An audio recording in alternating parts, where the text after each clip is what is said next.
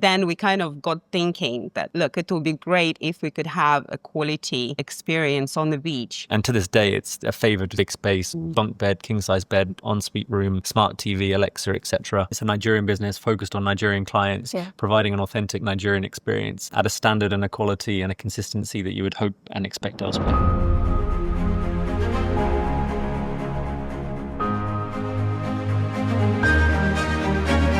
I left my former corporate job and it was not an easy time, I have to tell you. I learned more about Nigerian business inside the first month of starting this project than I did in the previous 5 or 6 years working with that particular company. We were self-financed, so it was our savings that actually created Jara. Our small size has six rooms that were then fully booked for 6 months straight. Wow. From September, that's when we started our first expansion and we added rooms. Honestly, I was so surprised by the amount of talent we have, in this country. I mean, Mark usually calls our carpenter a magician because he can do anything. There are 3 family cabins, and that was a really different, exciting time because we've never had any investors. It was really a scary time. Money was quickly running out. So, first month, second month, we were paying our staff. A lot of businesses did not survive the pandemic. What kept you pushing forward?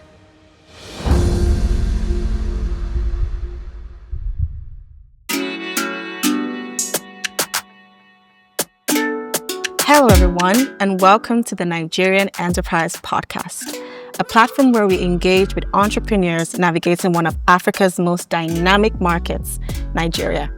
I'm your host, Lanimi Royce. Today, we're excited to sit with 2 incredible entrepreneurs, Millie and Mark Slade, co-founders of Jara Beach Resort. What started as a vision for an authentic beach experience has now become one of Nigeria's most unique and sustainable hospitality destinations. Mark, Millie, welcome to the show. How are you guys feeling? We're good. Yeah, very Excited. good. Really excited to have you here. I'm really glad that you're on, and we can't just wait to hear all about your incredible journey. How did Jara Beach begin? Once upon a time, Mark and I met many years ago. And when we met, one of the ways that we could relax and spend time together was going to the beach. So we had this love for the beach and enjoyed our days there. And we always were looking for a way to extend that fun. When it was just the 2 of us, we kind of got thinking that, look, it would be great if we could have a quality experience on the beach. And I think that, there is a gap in that particular area, So what we did was we started seeking an opportunity, walking around on the beach, looking at Eleko, which is where our Jara Beach Resort is situated now. And we saw a property, and it was really love at first sight. Something clicked. Both of us, saw this place, the proximity to the ocean, just the style, a little bit of an old school building, that we just felt like we could do something special with it. An annex extension to a neighbouring hotel. And we knew that they kind of had used it, but maybe wasn't in use at the time. I think when you see something that has had a small history versus starting with an empty, it gave us instant ideas about what we could do, how we could improve it, and what we could bring to that space. What were some of the earliest challenges that you faced while, making Jara Resort, like logistics, labor, very importantly? Could you share some of those? So thinking about that time, I left my former corporate job and effectively my garden leave was at the beach. We had an 11-week period of renovating this space before opening, working very quickly, very efficiently, but with the view that we needed to get open, and we're hoping certainly to get open before Christmas. And with just 6 rooms at the time, we had around 24, 25 artisans, partners, anyone from the pool manufacturers, the carpenters, the electricians, and so on. And that came with a lot of challenges in itself. The speed at which we were working possibly did bring a few challenges as well. But today, 6 years later, we still work with about 3 or 4 of those same people out of 20 plus. So that kind of signifies a little bit where there was a core of excellent, very hardworking, loyal individuals, and then there was maybe a bit more of a majority that gave us a bit more of a hard time. But thankfully, there was obviously options, and we got through to, even from the employment side, we started with 11 staff, and today we were about 53 in that period. Again, challenges with some staff trying to allow them to understand what standards we were aiming for. It was a bit tricky that we couldn't maybe pick them up and take them somewhere else within the state, perhaps, and say, this is what we're trying to replicate, or this is what the standard we're experiencing or expecting. Since that period, we've rewarded a couple of our senior managers with experiences elsewhere, sort of city-based hotels and that sort of thing. But at the time, it was probably a bit harder. Really just trying to instill a consistent dream that we had and a vision, and just overly communicating on every opportunity at every step to make sure that things were done as we expected them to be or hoped them to be. I think that, I'm aligned on that. I think it's always challenging starting a business in Nigeria, but also we didn't have a blueprint whatsoever. We just sort of took our time to build, gradually. So this is why when we started with 6 rooms, a lot of people immediately said, oh, this is very small. Oh, you need to have 100 rooms, and we felt like we were self-financed. So it was our savings that actually created Jara. And since then, we've never had any investors. That's incredible. Yeah, so you can imagine we had to tighten our belts quite a bit. There was an element of we need to pay our bills at the same time. Yeah. And he's no longer going to be earning, and we need to give Jara an opportunity to grow, So yeah, it's a lot of sacrifice and mentally just staying focused and thinking, okay, we can do it. And of course, believing maybe as believing, well. Yeah, we truly important. did. Yeah. And I think that's reflected in the fact we started with 6 rooms 5.5 years ago, and now we're at 20. So every year we've added something, we've done something, we've added rooms, but that's based on the fact that the business has sort of proved itself, and we didn't need to look externally with a view that we need to sell somebody else the dream or the vision. It was based on what we achieved. We have an entire archive of things that we really had some bad times with, challenges and likely things we'll never talk about.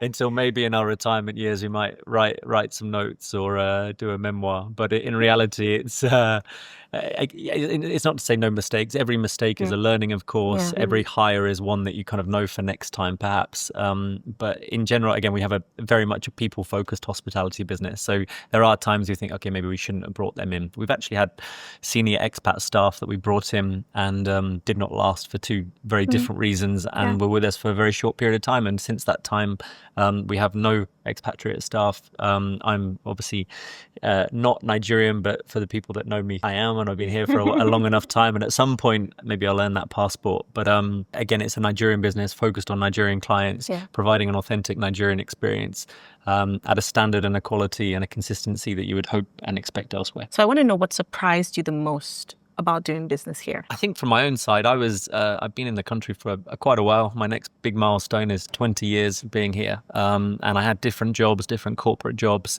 and particularly my former one before Jara, the head office was in Europe. It was a big setup, support on finance, support on legal, all these sort of things. So I learned more about Nigerian business inside the first month of starting this project than I did in the previous 5 or 6 years working with that particular company. And I was, again, in at the deep end, but we had to make it work. So there was a whole element and variety of things we had to learn. One thing that I think isn't necessarily known, but business is quite expensive in the first place. On one hand, you think, okay, this is going to cost us this will cost us this, what's our return going to be? But then there's effectively quite a lot of almost hidden or unforeseen expenses as well. So that's even from a compliance perspective, but how you get set up effectively as a business. How much do you spend on a tax consultant? How much do you spend on a lawyer and so forth? When you're starting out, you're kind of trying to navigate your way through. Yeah. Wow, that's something. I was really, honestly, I was so surprised by the amount of talent we have, in this country. When, Mark touched on the artisans that we worked with, we had, to be sensible with money, we employed people that we felt could do the woodwork and the electricals and the plumbing. And, and the reality is that there are so many people that really know their job, like really know what to do. You don't need to have really expensive companies, big companies that, you need to employ to get those jobs done. You can actually find talented, good, hardworking people that can help you along the journey. So we were working within our budget, and through that process, we were able to find like raw talent, like really special people. And some of them still working, like the painter and the carpenter that have been with us for so many years. I mean, Mark usually calls our carpenter a magician because he can do anything. I mean, you can show them a picture of anything and they can recreate it. And that's another unique thing about the Nigerian market, because we still can source things locally. Yeah. And, it's still so on tap. There are people that we don't know, that are somewhere, because we're in Aleko, it's a village. Yeah. Honestly, I think it's important that we mention about our locally sourced artisans, because like a lot of people think if you want to build something great, you kind of have to go to the top companies, you have to go to the really fancy guys, but we have people just in our neighborhood, people just around us that can do incredible work, and so thank you for trusting them. So how Nigerians are very luxury. Like, we like the fancy things. How do you balance luxury with responsibility? Should I take it? I think so. Luxury is a word, obviously, as you say, used frequently, particularly on that kind of high-end side of things. But we've never used that word. Never used it internally. Never used it publicly. It's not on our website. We've always said value, and we've always said quality. And we think about brands that we align ourselves with would be the likes of, say, Virgin Atlantic. So that type of thing, where you look at a brand and you say, on one hand, they might have a very luxurious business class, but on the other side, you're getting good value, you're getting a safe environment, you're getting great service, you're going to deal with great people in a consistent way. So there's an element of fun and enjoyment with that. And that's ultimately something we try to translate as well. So we're not somewhere that is luxury, but we're somewhere that absolutely you will get good value for money. We were the first organization to bring the all-inclusive approach to Lagos, to Nigeria. We're not the only one anymore, but I think we've still managed to enhance and make it a truly almost ultra all-inclusive experience. So not only are you getting your lunch, your dinner, your breakfast, your snacks, your sweet treats, your ice cream or chocolate in the afternoon, your drinks, including alcohol from 12 midday until midnight, and all of that is included within your overnight booking fee. So that's what we consider to be, maybe, if you're going to describe it, someone might look at it as luxury, but as long as you also see it as quality and good value, I don't think anyone in the 5.5 years of us operating has complained that they didn't get good value at Jara. So what else sets Jara apart in the terms of guest experience, other than, the things that you mentioned? I think there's a few things. Obviously, all-inclusive is a big one, but there's a lot of small details that we care about when it comes to Jara. It's obviously a project that was made with love. We wanted to design rooms that were comfortable, but at the same time, just had all you need. It didn't need too much.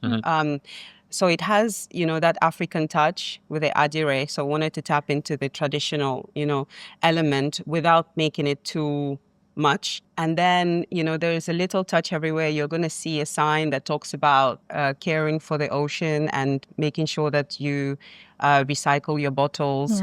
You're going to see some decorative pieces that are like, ocean inspired. Of course, there's an entertainment part. Being clever with it, we knew that the room should be cozy and we didn't want people to spend too much time in them. But then you have your Alexa, and then while you're getting ready, or, you can have your music or your news being, entertained by that. So there were things like that, little touches that were unique in hotels here in Nigeria. I think even now, I don't know if there's many hotels that do that, but also consistency. I think that really is different about Jara. People that have visited Jara in 2019 or in 2020 are going to see a different Jara today. It's an improved Jara. We are always reimagining our spaces. Okay, how can we make this better? We continue to reinvest money into the business. So I think that consistently bringing the best that we can to our guests, it's for us is number one thing. We always consider our guests first. How can Jara be better? Our foundations have remained the same since 2019 as well. So I think we had 4 or 5 pillars, and it was from safety and security, making sure that, again, we knew that area very well. We would happily sleep over in a beach shack, but we knew that sort of paying customers may not or may not be familiar with the area. So we have mopole armed guards. We also have uniformed operatives as well as CCTV. It's as secure and as international standard as you could imagine on that front. And then just other elements was the food and beverage. and making sure we had a great team. So our staff, I think, are the ones that really get the flowers frequently when it comes to reviews and feedback that we get. But I think part of their role is probably helped by the fact that it's all inclusive. So they're not having to think about whether the network's going to work or the POS is charged or having to take money every time there's an order. It's if you're by the pool and you want a cocktail, if you want a beer or a milkshake, then order away, and our staff will bring it to you. Wow, incredible. So now you're talking about 2019, 2020, and I want to talk about the pandemic. A lot of businesses did not survive the pandemic. What kept you pushing forward? It was not an easy time, I have to tell you, because we were only open for 12 weeks. It was really a shock to the system that we had decided to make this leap, and then suddenly we don't really know what's going to happen. Like, what world are we going to meet, the next day? It was really a scary time. For us, there was very few options. Number one, he's left his job. I had my job, but even then, I was very, very lucky to have, still been getting paid during that period because money was quickly running out. So, first month, second month, we were paying our staff. We didn't want to let our staff go because we had built a team. Because it wasn't a big team, we knew we could manage maybe 2-3 months. But beyond that, it would have been really tough to continue paying them a salary. We're already discussing how we're going to, use my salary to pay them, how we're going to do these things, like how we're going to make it through, At the same time, we believe that, look, things will come back. And at the back of our mind, we knew that we need to be ready. Yeah. We continued our social media promotions, telling people that, look, whenever we are open, we are waiting for your Jara. 12 weeks of content, fortunately. If it was any less, it might have been a struggle. But I actually attribute two things. Two major successes, and one was the social media activity, because when everyone was at home scrolling, this lady particularly was incredibly busy with making sure that we could garner interest, remind people where we were. But secondly, our small size, as six rooms, we were constantly in touch with Lagos State Safety Commission and to say, oh, can we open yet? Can we welcome 6 people or six rooms at least? And fortunately, because we were so small at the time, we may have had a different challenge if it was today. We were probably one of the first, if not the first place to open. And again, we did it compliantly. I think there was obviously rumors where hospitality venues were not to say considered criminals, but people were looking to operate. They were looking to get back to normal. And on the whole, Lagos State particularly handled the pandemic, I think, brilliantly. It was a very difficult time for everyone. But I think in our own personal way, we needed to get operating again. And thankfully, because of only having 6 rooms. But on the flip side of that, we had 6 rooms that were then fully booked for 6 months straight. Wow. So we then didn't have any availability, which then gave us a bit of a reputation of, Jara's always booked. At 6 rooms, it was absolutely always booked. But then from September of 2021, that's when we started our first expansion, and we added rooms 7 to 9, which are our 3 family cabins. And that was a really different, exciting time because we were there in the sand with the rope, and we were saying this is where the bathroom will be and this will be the entrance and all the rest of it. And to this day, it's a favoured space for many families, particularly one big space, bunk bed, king size bed, ensuite room, smart TV, Alexa, etc. And that was the first extension that we did. That's incredible. Wow. I wanna just hear you guys tell me so much more. Can you tell me, just give me 2 of your proudest moments since reopening and growing Jara? You've mentioned some, but I want to hear 2 that hasn't been mentioned. Yeah, we have a few. Right? Yeah, we have a few. Something happened recently, and we were chatting with our daughter, and she said, Mom, Dad, I really want to work at Jara. When I grow up, that's what I want to do. And that was something, to be proud of, because I realized that if she loves it so much, then we're doing something right. Yes. What job was it? She said she wants to be the boss. Exactly. And I think her younger brother was going to be the assistant manager. It's incredible. Honestly, your story has been so inspiring. Thank you. And it's incredible. Honestly, because one of the goals of our podcast is to get people to believe in Nigeria, to believe that investing here is important. And I just want you to share that. Why do you think it's important to invest in Nigeria? I think there's so many opportunities. I mentioned untapped potential a couple of times. I think now that we're business people, for a number of years, we start to look at things, in terms of its potential.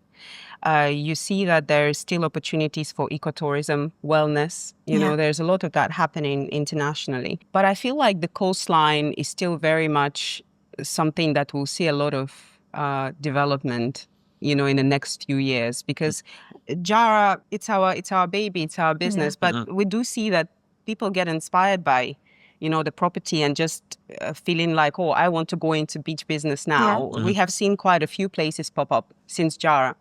We see that, there's similarities in, what we started and how people are now taking it on and making it their own. So we see a lot more of that. And I feel like there is even more to do, because people should continue to try and, push for their vision to come to reality. There's a lot more we can do. For me, I think that when you look at parks in Nigeria, for example, it's one thing that I feel like we haven't, done right. And there's a lot of parks internationally that people enjoy. Where does the common man go to? Where do you take your family to? Where do you just go and sit and read a book? So we still have to really look at the full, there is Jara, there's other beach resorts, but there's more that we can do in hospitality and tourism, for sure. We have lived and breathed this business for almost 6 years. And I would say now we have a pretty decent existence. We're owners, operators of a business that's keeping us busy. In terms of Nigerian investment, I've always said sort of come for the lifestyle and the opportunity, maybe less so than feeling like, again, you kind of come in, you dip in and you hope to spend your money elsewhere in the world. That's not been our approach. Our approach has been invest, reinvest, and enjoy Nigeria and Lagos for as much as we can. I think the key thing about our business, really, when Millie mentioned places coming and opening and maybe still being here, maybe not, but it's just the importance of the operation side. So on one hand, there's places that you build somewhere and people will come, or you build somewhere and maybe someone else operates it, or you bring in an operating partner. That's seen at a very much larger scale with the big hotels here. But for a smaller family-owned operated business, I think we've taken or made a lot of pretty decent decisions that have worked out well, but it's required a lot of hard work. So it's what we've invested is not only our money, but our time and our efforts and our expertise and our resource, and being determined to make sure that the business continues, and primarily our staff are giving consistent, good experiences at every opportunity. So Nigeria is worth it. So this is great, because there are many Nigerians, in other countries who were thinking or dreaming of coming here to build, but are a little afraid, or what if it doesn't, or what if I just waste my time? What advice would you give someone who wants to come here, who's dreaming about coming here to build? What do they have to prepare for financially, culturally? I would just like to know. For me, I think that you need to plan, but you have to be very flexible and adaptable. So you have to prepare for surprises. Nigeria is a different terrain when it comes to business. We've navigated a lot of challenges over time, whether it is agencies that you're not familiar with, coming to give you news or a bill, that you're not prepared for. And then it's like, oh my God, I didn't know about this. So when I say there's no blueprint, this is one of the challenges. But if you're prepared to face them, when they come, I, for one thing, that, keep your cash, be disciplined, be sensible with your money. We like the idea of being, just the two of us investing in our business. But, people might want to do things at scale. Whichever way you're looking to do in your business, I think if you manage your money well, make sure that, cash is always available. Cash is king. Things break. Things get spoiled all the time. So we're dealing with challenges every day. There is some bill. The car is broken down. The generator is down. And these are not typical challenges that you encounter that often, maybe internationally, but also even in our environment specifically. We've had our own peculiar challenges that we were not prepared for. So think about all of that. What exactly do you want to do? And plan, but be ready to be surprised. I think from a sort of diaspora or international perspective, it's great because you get the benefit, and maybe with the whole dirty December visitors and things, they see their money going very far. Maybe not in December as much, but if you come, you know that you're going to, the way that the currency is ultimately devalued, that's been a huge one for us. 6 years ago, our investment is worth a quarter of what it was today. But again, we keep on pushing and we've gone from 6 to 20 rooms. But I guess from an international perspective, your money might go 4 times further, but it's going to be 4 times harder, or you need to work 4 times harder to get it back out in the opposing pounds or dollars or euros, whatever it might be. So that's something, again, from our perspective, I can't really imagine particularly investing in Nigeria from outside of Nigeria, but if you're in for the lifestyle and for the benefits and for the mostly good weather and for the palm trees and the beautiful sunsets that I've come to fall in love with, I'd highly recommend it. Amazing. Well done. Thank you. Honestly, I could listen to you both talk all day, but I know that I can. So, final question. What's next here in Nigeria? He did say that we feel complete at Jara. We've always been on the lookout for potential projects that we could take on. We've had many conversations during the course of the last 6 years, especially in the last couple of years, where people have sort of offered us opportunities to come on board. We haven't found the right one just yet. So things need to make sense for us, and Jara will, also be taken care of. So to ensure that, we do something that aligns with Jara Beach Resort and align with our idea of hospitality and doing something quality. So we have something, always that we are, working on. So let's see. So I think even just to reflect in around a year ago, we closed the restaurant we had in Lekki. So the spin-off and there's been a couple of spin-off businesses from the resort. So the training school, for example, went from us internally training our team to then training most of the restaurants and hotels within Lagos. And then we closed that restaurant. Again, not everything's a success, and it was a difficult one to do, but it was the right decision. And we're obviously approaching their next project cautiously, but we do have something that hopefully will materialize soon. But we'll leave it there, I think, and we'll let you know. We'll be on the lookout. If anything, exactly. Yeah. We'll be on the lookout. Thank you so much. Oh my God, Millie and Mark, thank you for sharing your incredible story. Thank you. Honestly, Jara Beach, it sounds like home. It feels like home. And I know that many of our listeners, they have heard your incredible story of sacrifice and resilience and sustainability and even eco-friendliness, which is so important because we don't hear much of that.